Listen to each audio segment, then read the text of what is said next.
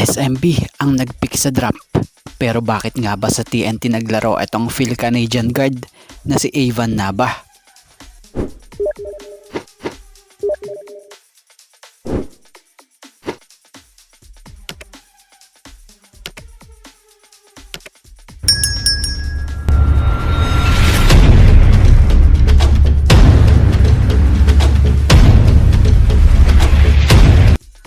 Okay, Evan Naba, ang 12 overall pick ng San Miguel Beermen sa nakaraang 49th PBA Rookie Draft.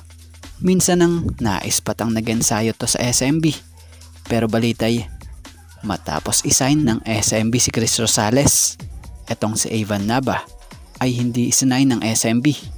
Kaya naman eto't mukhang sa TNT siya possible mapunta, lalo pat naispatan na to na naglaro kasama ng TNT sa isang tune-up game kontra NLEX Road Warriors. Sa mga hindi familiar kay Evan Naba, listed 6'1" ito. Guard, Phil Canadian. Bago nga siya napadpad sa PBA, dumaan nga muna ito sa isang kilalang liga rin sa Asia, sa Korea, sa KBL, para sa team ng Seoul Thunder, kung saan naging Asian import ito rito. So abangan natin kung tuluyan ba itong isa-sign ng TNT, kung makakakuha rin ba ito ng spot dito sa team.